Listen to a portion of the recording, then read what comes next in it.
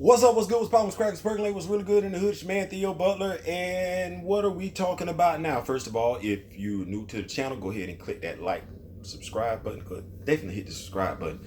Like, don't like, comment whether you like what I'm saying, whether you don't like what I'm saying. Hit the share button. What are we talking about? So, make sure I'm trying to get y'all more content on a daily basis and everything like that. Make sure y'all do hit them like buttons to definitely help with the YouTube algorithms. But what I'm discussing right now is something that I saw today. It was like, and I know y'all like, damn, Theo, we still talk about it. I know I feel the same way. Um, Minority hiring. Minority hiring in the National Football League. Currently, there are five minority head coaches. Ron Rivera definitely being one of them. Person of color. There's 32 teams. 32 teams. This video, though, I'm going to approach it from a different angle. Because, see, I believe if you want change, sometimes you have to enforce change yourself. How so? Okay, let's go to the basketball, the NBA, National Basketball Association. When all of this jumped off last year, Kyrie Irving, for the most part, did not want to play basketball. Seeing what was going on in the community, understanding we were at a tipping point, Kyrie Irving went out and made himself available to his community. And he did some outstanding things in his community. If you don't know, research it's there. When Kyrie Irving came back to the league, though, he and Kevin Durant signed off on Steve Nash being hired as their head coach. Steve Nash, who had no high coaching experience, excuse me, no head coaching experience, no coaching experience. That's who they wanted. They signed off on it. There's 30 teams in the NBA. You know how many of them are minority coaches?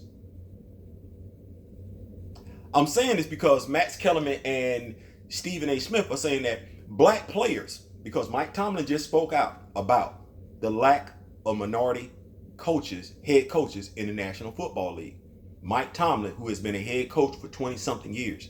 Mike Tomlin, who has never had a losing record in the National Football League. Mike Tomlin, who has no coaching tree to speak of. Yes, that's key, because Bill Parcells has a coaching tree. Bill Belichick has a coaching tree. Good Lord. Who else has a coaching tree? Dude that just got over there with the Rams has a coaching tree, but there is no coaching tree. Now, mind you, I sit up here and say Bruce Arians, offense coordinator. Yeah, see, I believe in keeping things 100, but Bruce Arians is it. What are head coaches from up under Mike Tomlin's tree? That's a valid point.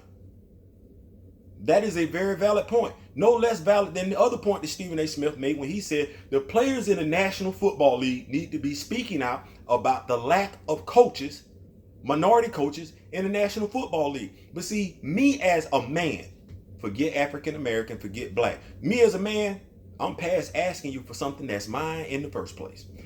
Me as a man, I'm past asking you for respect. Past that, I can take it. You ain't got to give it to me. The players in the National Football League, they all at some point in their contract, in their career, become free agents. Meaning they can go play for whoever they want to.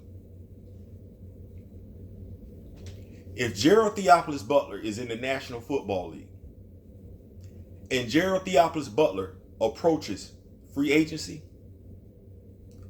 Gerald Theophilus Butler, aware that there's 32 teams in the National Football League, Gerald Theophilus Butler, being a person of color, understanding that there's only 5 coaches, I'm only going to 5 places.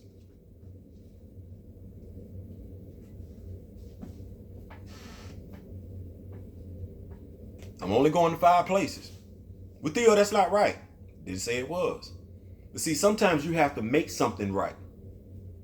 See, sometimes you have to make people sit back and say, oh, they don't want to come play for us. See, it's one thing if I get drafted. You draft me, I got to go there. But when I become a free agent, I get to go where I want to. Now, at some point in time, it will start sending a message, a clear, distinct message to the owners that black players are piling up to play for coaches who look like them. That'll make them address the situation. No different than if parents who got these scholarships offered to their children while they're in college while they're in high school, said, you know where you going? You going right over here. It would force programs to adjust, no less so than when Alabama had no players of color on their squad. Know what Bear Bryant did? Let me schedule USC. Know what USC did? USC brought them brothers down there. Know what they did? They ran up the score on them. Know what Alabama was able to do after that? Yep. Offer black players scholarships. See how that go? You can't keep asking for people to treat you fairly when they've shown you they're not going to treat you fairly. Sometimes you have to take matters into your own hands and get your fairness yourself within the rules of the game. That's why so many people mad at LeBron James, because LeBron James takes his respect within the rules of the game. That's why people come for him like they do. That's why you have political figures coming for LeBron James. That's why you have analysts coming for LeBron James. That's why you have other sports figures coming from LeBron James. And bro, I really want to get with you, because I really am sick and tired of people that don't look like me thinking they got a voice and telling me and mine what to do. So to you, the soccer player with the ponytail, you get the STFU award for the day. Because see, you don't live in America. You don't care about me and mine. You play a sport that, while it's popular overseas, ain't even the 5th best sport in my country. So when you address an American citizen, you better be humble with it, and you better take that damn bass out your voice. LeBron James, well, hell, elephants don't swat flies, so LeBron James really didn't need to address you. But I will. Watch your mouth. Watch your mouth. Because what y'all doing over there don't move us over here. Period. And let's be perfectly clear. Regardless of the douchebag that we just had in the White House for the past 4 years, this still the best thing going. And if something popped off the day of tomorrow, you know who your country would be calling? Mine. I'm not calling you. I ain't saying. I'm just saying. Peace.